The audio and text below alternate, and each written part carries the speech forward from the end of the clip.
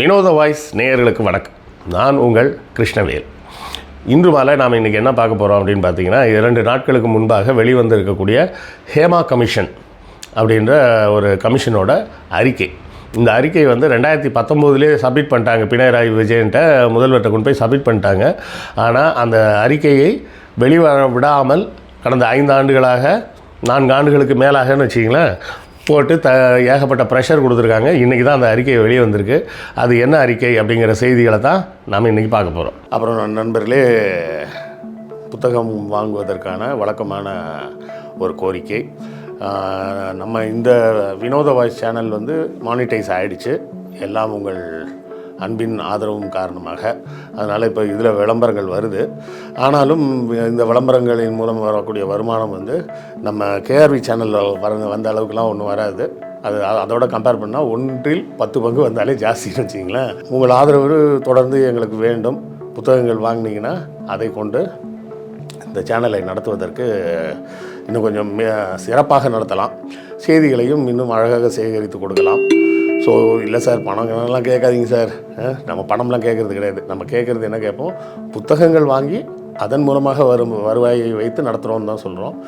இல்லை சார், புக்கெல்லாம் வாங்குறதுக்கெல்லாம் இப்போதைக்கு முடியாது சார், படிக்கிறதுக்கே எனக்கு நேரம் இல்லை சார் அப்படி இப்படின்னு நிறைய பேர் சொல்லலாம். வெளிநாடு வாழ் மக்கள் நீங்கள் புத்தகங்கள் வாங்கணும்னா முடிஞ்ச நேரம் வாங்கினாலும் வாங்குங்க. இல்லை வேண்டாம் அப்படின்னா அமேசான்லேருந்து கிண்டில் வெர்ஷனே நீங்கள் எடுத்து படிச்சுக்கலாம். பாபர் நாமா வர உள்ள எல்லா புத்தகங்களும் அமேசான் கிண்டிலில் கூட இருக்குது. இது எல்லாம் எதுவுமே முடியாதுன்னா கூட இந்த வீடியோக்களை ஷேர் பண்ணுங்கள். ஷேர் பண்ணாலே அதுவும் ஒரு வகையால் ஆதரவு தான். லைக் போடுங்க, கமெண்ட் போடுங்க, எல்லாமே ஆதரவு தான். ஸோ ஏதாவது ஒரு வகையில் எங்கள் சேனலுக்கு தொடர்ந்து உங்கள் ஆதரவை கொடுத்து கொண்டே இருங்க. கேரளாவில் பார்த்தீங்கன்னா WCC அப்படின்னு ஒரு அமைப்பை உருவாக்குனாங்க. அது என்ன பேர் அப்படின்னு கேட்டிங்கன்னா, women's committee and women's cinema collective அப்படிங்கிறதோட ஷார்ட் ஃபார்ம் தான் WCC. பேரை வேணால் மறுபடியும் சொல்கிறேன், ஞாபகத்தில் வச்சுக்கிங்க. Women's committee and women cinema collective. இந்த அமைப்பை எதுக்கு உருவாக்குறாங்க அப்படின்னு சொன்னிங்கன்னா, அதை ஹேமான்றவங்க தலைமையில் தான் அதை உருவாக்குனாங்க. அது எதுக்காக உருவாக்கியிருக்காங்க அப்படின்னு சொன்னால், கேரள சினிமாவில் பல்வேறு விதமான பாலியல் தொந்தரவுகள் பெண்களுக்கு ஏற்படுது அப்படின்ற ஒரு செய்தி குற்றச்சாட்டு வைக்கப்பட்டு, அந்த குற்றச்சாட்டுகளை சரி செய்வதற்காகவோ இல்லை அதை உறுதி செய்வதற்காகவோ அந்த கமிட்டி நியமிக்கப்பட்டது. அந்த கமிட்டி 2019 வெளிவந்துருச்சு. ஆனாலும் அந்த ரிப்போர்ட்டை வெளிவிடாமல் பல்வேறு முன்னணி நட்சத்திரங்கள் தான் அந்த முன்னணி நட்சத்திரங்கள் மற்றும் தயாரிப்பு நிறுவனங்கள் தான் பல்வேறு அழுத்தங்களை கொடுத்து கோர்ட்டில் போய் கேஸை போட்டு அதை பண்ணி இதை பண்ணி அந்த அறிக்கையை வெளிவராமல் தடுத்து வச்சுருந்தாங்க. கடைசியாக கூட பார்த்திங்கன்னா, இப்போ ஆகஸ்ட் 16 ரஞ்சனி அப்படின்னு சொல்லி ஒரு நடிகை ஒருத்தங்க, நானும் அந்த WCCயில் போய் வாக்குமூலம் கொடுத்துருக்குறேன், இப்போ அந்த செய்தி வெளிவந்ததுன்னா இதுக்கு அவமானமாக இருக்கும், என்னுடைய ப்ரைவேட்டில் வாழ்க்கையை பற்றி வெளியே பேசுகிற மாதிரி ஆகிடும், அதனால் அதை வெளியிடக்கூடாதுன்னு அவங்களும் ஒரு மனு போட்டிருக்காங்க. ஆனாலும் அதை தாண்டி வெளிவந்துருச்சுன்னு வைங்களேன், அதுக்கு கோர்ட் தள்ளுபடி பண்ணிட்டாங்க. ஏன்னா இதில் எல்லாருமே அனானிமஸாக தான் ரிப்போர்ட் எடுத்துருக்குறாங்க. அப்போ அந்த ரிப்போர்ட் என்ன சொல்லுதுன்னா, அதோட முதல் வரியே அவங்க அழகாக எழுதியிருக்கிறாங்க. என்ன அப்படின்னு பார்த்தீங்கன்னா, இங்கிருந்து பார்க்கும்போது நட்சத்திரங்கள் மின்னுவது போல் அழகாக தெரியும், நிலவு பளபள என்று அருமையாக இருக்கும். ஆனால் அருகில் சென்று பார்த்தீர்கள் என்றால் நட்சத்திரங்கள் மின்னுவதில்லை. அவை சூரியன் போல அப்படி அமைதியாகத்தான் இருக்கும். நேரடியாக வெளிச்சம் மட்டும்தான் வந்துகிட்டு இருக்கும், மின்னுவதில்லை. நிலவை நேரில் சென்று பார்த்தீங்கன்னா அந்த கரடு முரடான நிலம்தான் தெரியுமே வர பளபளன்லாம் நிலா இருக்காது. நீங்கள் ஒரு சில நேரத்தில் பார்த்தீங்கன்னா உப்பும் சர்க்கரையுமே பார்க்க ஒரே மாதிரி தான் இருக்குது. அதே போலத்தான் திரைப்படத்தில் நடிக்கக்கூடிய பெண்கள், நடிக்கக்கூடியன்னு இல்லை, திரைப்படத்துறையில் வேலை செய்யும் பெண்களின் வாழ்க்கை நீங்கள் நினைப்பது போல பளபளப்பானதெல்லாம் இல்லை, மிகவும் பல கஷ்டத்துக்கு உட்பட்டது அப்படின்னு சொல்லி தான் அந்த ரிப்போர்ட்டே ஆரம்பிக்குது. அந்த ரிப்போர்ட்டில் முக்கியமாக அவங்க சொல்லக்கூடிய விஷயம் என்னென்னா, நடிகை அல்லது நடனமாடும் பெண்கள் இல்லை துணை நடிகையாக வரக்கூடிய பெண்கள், இவர்களுக்கு மட்டும்தான் பாலியல் தொல்லை நடக்குது அப்படின்னு எல்லாரும் நினச்சிக்கிட்டு இருக்காங்க. அது கிடையாது. அதை தாண்டி டைரக்ஷனில் அசிஸ்டண்ட்டாக சேரக்கூடிய பெண்கள், கேமராவுக்கு போய் அசிஸ்டண்ட்டாக சேரக்கூடிய பெண்கள், இவ்வளோ எதுக்கு அந்த மெஸ்ஸுன்னு சொல்லி சாப்பாடு கொண்டாந்து சப்ளை பண்ணுவாங்கல்ல, அதில் வேலை செய்யக்கூடிய பெண்கள் முதற்கொண்டு திரைத்துறை அது போக அந்த அட்மாஸ்பியர் ஆர்டிஸ்ட்டு எக்ஸ்ட்ராஸ்ன்னு வர்றவங்க, துணை நடிகையாக வர்றவங்கன்னு ஒருத்தர் விடாமல் எல்லாருக்குமே இந்த பாலியல் தொந்தரவுகள் நடந்து கொண்டு தான் இருக்கிறது. நீங்கள் நினைக்கிற மாதிரிலாம் கிடையாது.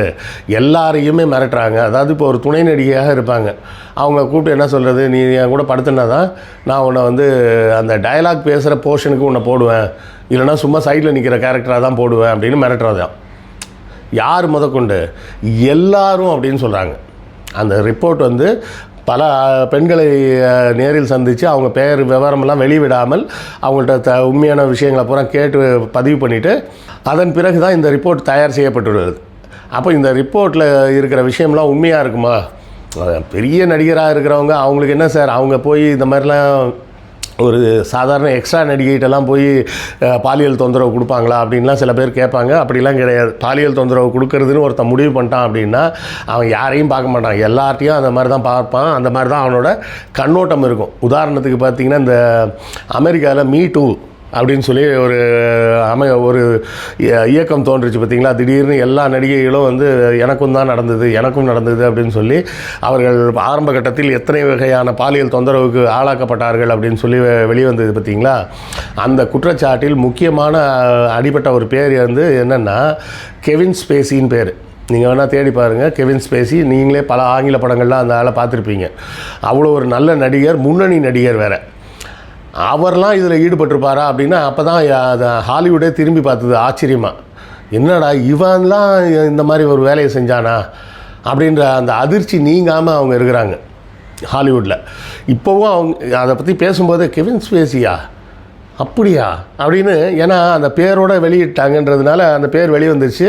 அதோட அந்த ஆளோட ஹாலிவுட் இதை சகாப்தமே முடிஞ்சிருச்சுன்னு நினைக்கிறேன். அதுக்கப்புறம் அந்த ஆள் நடித்து படம் வந்த மாதிரி தெரியல. அது ஒரு புறம் இருக்கட்டும். அப்போ அதே போலவே இங்கேயும் பார்த்தோம்னா இருக்குமா அப்படின்னா கண்டிப்பாக இருக்குது. அதாவது திரைத்துறையில் வந்து எல்லாருமே நம்புறது என்னென்னா, ஏதாவது உள்ளே போயிட்டோம்னா ஒரு சின்ன ரோலில் நடித்து என்னைக்காவது ஒரு நாள் பெரிய ஹீரோயின் ஆகிடலாம், அப்போ வந்து நமக்கு வந்து பெரிய புகழ் கிடைக்கும், பணம் கிடைக்கும் அப்படின்லாம் நினைக்கிறாங்க. உண்மையில் திரைத்துறையில் வென்றவர்களை விட தோற்றவர்களின் எண்ணிக்கை தான், தோற்றவர்கள் அல்லது தேங்கி போனவர்களின் எண்ணிக்கை தான் அதிகம். அதுக்கு பல காரணங்கள் இருக்குது. முதல்ல திறமை, ரெண்டாவது ஆப்பர்ச்சுனிட்டி. முதல்ல வாய்ப்பு கிடைக்கணும், வாய்ப்பு கிடைச்சா திறமை இருக்கணும், அப்புறம் திறமையை தாண்டி உழைப்பு இருக்கணும்னு 1000 விஷயங்கள் இருக்குது. அதனால் திரைத்துறையில் வெல்வது என்பது அவ்வளவு எளிதான ஒரு விஷயம்லாம் கிடையாது. அப்போது என்ன நம்மளோட பார்வையாக இருக்க வேண்டும் அப்படின்னா, அங்கு வரக்கூடிய பெண்களுக்கு சரியான பாதுகாப்பு இருக்கணும். வந்து எத்தனையோ கேரியர் இருக்கும்போது எல்லாத்தையும் விட்டுட்டு இங்கே வராங்க அப்படின்றப்ப அவர்களுக்கு ஒரு பாதுகாப்பே இல்லாத சூழலாக இருக்குது. ஏன்னா முதலாளி முடிவு பண்ணுவது தான் அப்படின்ற ஒரு இடத்துல தான் முதலாளியாக இருக்கக்கூடிய அந்த ப்ரொடியூசரு, அந்த டைரக்டரு, அந்த ஹீரோ, இவங்க 3 பேர் முடிவு பண்ணுறது தான் திரைத்துறை அப்படின்ற ஒரு விஷயம் வந்து பல ஆண்டுகளாக ஊறி போன ஒரு விஷயன்றப்போ இந்த இடத்துல வந்து பல்வேறு இடங்களில் இவர்கள் வந்து காம்ப்ரமைஸ் ஆக வேண்டியிருக்கு.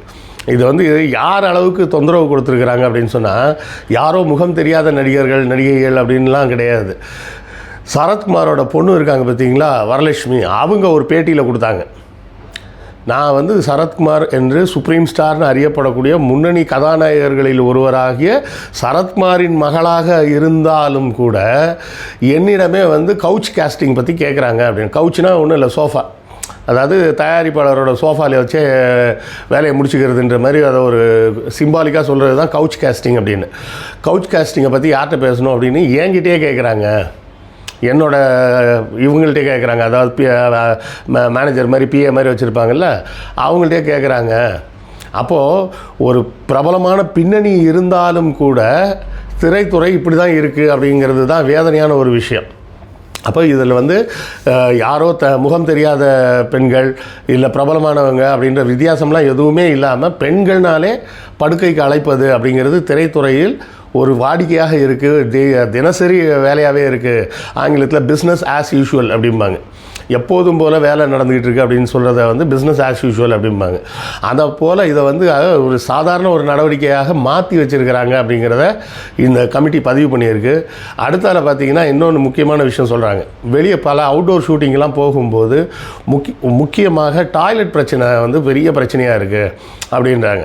ஆண்கள் வந்து அப்படியே போய் எங்கேயாவது ஒரு லேம்ப் போஸ்ட்டில் போய் ஒன்று கடிச்சிட்டு வந்துடுவாங்க.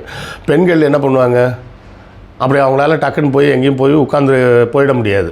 அப்போ அதுக்காக காட்டுக்குள்ளே தேடி எங்கேயாவது போய் ஒரு மரத்தடியெல்லாம் பார்த்து அங்கே தான் போய் யூரின் போக வேண்டியிருக்கு அப்படின்றாங்க. ஒரு ஜூனியர் ஆர்டிஸ்ட் வந்து என்ன சொல்லியிருக்காங்கன்னா, அவங்க இருந்த இடத்துல இருந்து டாய்லெட் இருக்கிற தூரத்துக்கு போயிட்டு வராதுன்னா 10 நிமிஷம் ஆகும் அப்படின்றதுனால அந்த ப்ரொடக்ஷன் மேனேஜர் வந்து யூரின் போகிறதுக்கே அலோவ் பண்ணவே இல்லையாம். அப்போ அந்த யூரினை அடக்கி இருந்து கடைசியில் அவங்களுக்கு யூரின் இன்ஃபெக்ஷன் வந்துருக்குது. இதில் யூரின் இன்ஃபெக்ஷன்றது வந்து பார்த்திங்கன்னா ஆண்களை விட பெண்களுக்கு தான் அதிகமாக வரும். 10 பேருக்கு யூரின் இன்ஃபெக்ஷன்னா அதில் ஒரே ஒரு ஆள் தான் ஆம்பளையாக இருக்க முடியும், மிச்சம் 9 பேருக்கும் பெண்களுக்கு தான் யூரின் இன்ஃபெக்ஷன் வரும். அப்போ இவ்வளோ பிரச்சனை இருக்கக்கூடிய பெண்களுக்கு இதை தாண்டி மென்சஸ்னு ஒன்று இருக்குது. அந்த மென்சஸ் பீரியடில் பேட் மாற்றுறதுக்கு அவங்க எவ்வளோ கஷ்டப்படுவாங்க.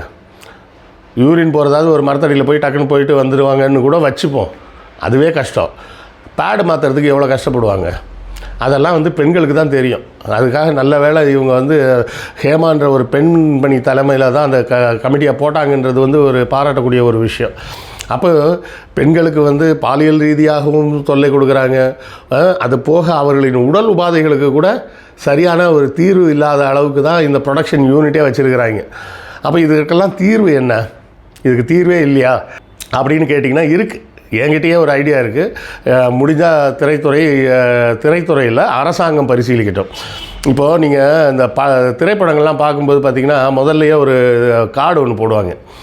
இந்த படம் எடுப்பதில் எந்த மிருகங்களும் துன்புறுத்தப்படவும் இல்லை, கொல்லப்படவும் இல்லை அப்படின்னு போட்டிருப்பாங்க. அது எதுக்காக அப்படின்னு பார்த்தீங்கன்னா, ஒரு காலத்தில் வந்து தளபதின்னு ஒரு படம் வந்தது. அந்த படத்தில் நீங்கள் எல்லோரும் கேட்டிருப்பீங்க, அந்த ரொம்ப ஃபேமஸான சாங் சுந்தரி கண்ணால் ஒரு சேதி அப்படின்னு. அந்த படத்தில் பார்த்திங்கன்னா குதிரைகள்லாம் அப்படியே கவுந்தடிச்சு உழுவுற மாதிரி சீன்லாம் வரும், தலை குப்புற விழும் குதிரை. அந்த சீன்லாம் பார்த்துட்டு தான் ப்ளூ கிராஸ் மற்றும் மற்ற ஆர்வலர்கள்லாம் ஒன்றா சேர்ந்து என்ன பண்ணாங்க, இந்த மாதிரி மிருகங்களை பயன்படுத்துகிறதாக இருந்தால் அதுக்குன்னு ஒரு போர்டு வச்சுருக்காங்க டெல்லியில். அந்த போர்டில் இருக்க அதிகாரி யாரையாவது ஒருத்தர் பக்கத்தில் இருந்து பார்த்து தான் ஷூட்டிங் நடக்கணும். அந்த ஷூட்டிங் முடிஞ்ச உடனே அவர் சர்டிஃபிகேட் கொடுக்கணும், ஆமாம் இந்த மிருகங்கள்லாம் தொந்தரவு செய்யப்படவில்லைன்னு. அந்த சர்டிஃபிகேட்டை எடுத்துகிட்டு போய் காமிச்சா தான் சென்சார் போர்டில் வந்து அந்த படத்தை வந்து இப்போ தணிக்கைக்கே எடுப்பாங்க, இல்லைன்னா எடுக்க மாட்டாங்க. அந்த சர்டிஃபிகேட் வாங்கிட்டு வாங்க போங்கன்றுவாங்க. அப்போ மிருகத்துக்கே இந்த மாதிரி ஒரு அமைப்பை, ஒரு ரெஸ்ட்ரிக்ஷனை இவங்களால் கொண்டாட முடியும்னா மனிதர்களுக்கு கொண்டாட முடியாதா? ஒரு தனுஷ் படத்தில் கூட ஒரு பாட்டு வருமே, எருமைக்கு கூட ப்ளூ கிராஸ் இருக்குது, எனக்காக யோசிக்க உயிராக இருக்குது அப்படின்னு ஒரு பாட்டு வருமே. அது மாதிரி எருமை மாடு நடித்தா கூட அந்த எருமை மாடு துன்புறுத்தப்படவில்லை அப்படிங்கிறத உறுதி செய்வதற்கு நம்மக்கிட்ட சட்டம் இருக்குது அப்படின்னு சொன்னால், வேலை செய்யும் பெண்கள் தொந்தரவுக்கு ஆளாக்கப்படவில்லை அப்படின்றத உறுதி செய்ய முடியாதா? எப்படி உறுதி செய்கிறது? நீங்கள் வந்து அந்த படத்தில் வேலை செய்த எல்லா பெண்களையும் ஒரு பதிவேட்டில் பதிவு செய்யணும். அது எக்ஸ்ட்ராஸாக இருந்தாலும் சரி, மெஸ்ஸில் சாப்பாடு போட வந்த பெண்ணாக இருந்தாலும் சரி, எல்லாரோட பேர் ஃபோன் நம்பரையும் அன்றைக்கி எழுதி கையெழுத்து போட வைக்கணும். அப்படி கையெழுத்து போடுறது மட்டும் இல்லாமல் திரைப்படம் முடிந்த பிறகு, ஷூட்டிங் முடிந்த பிறகு நீங்கள் உட்காந்து போஸ்ட் ப்ரொடக்ஷன் தான் 1 மாதம் பண்ணுவீங்களே, அந்த காலகட்டத்தில் இந்த ஏன்னா படம் முடிஞ்சிருச்சுல்ல, அதுக்கப்புறம் அந்த பெண்களை பூரா தனியாக ஒவ்வொருத்தட்டையும் பேசி ஆமாம் எனக்கு எந்த தொந்தரவும் கொடுக்கவில்லை அப்படின்னு அவங்கள்ட்ட உறுதிமொழியை வாங்கிட்டு, அதன் பிறகு தான் அந்த சர்டிஃபிகேட்டை வச்சுக்கிட்டு போனால் தான் சென்சார் போர்டில் படத்தை அலோவ் பண்ணுவோம் அப்படின்னு சொல்ல வேண்டும்.